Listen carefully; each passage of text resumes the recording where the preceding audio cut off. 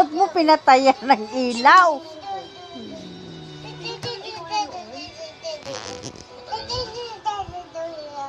Siguro maalala. Anong di kita? Oh, malaglag yan. Ayusin mo na lang yan dyan pag sising mo. Ka na lang. Sing and dance. Sing and dance. Sa kanya ko ibinibigay ang lahat ng shares of stock na hawak ko sa kumpanya. Pati na ang lahat ng mga natitira kong pag-aaral. Sus, ang singer ko. Ay, Isang kondisyon ayusin mo para ka nasa club. Unrock Farm ni Miss Pia Ruchuta. Para ka nasa club. Isang taon. Seryoso ba yan?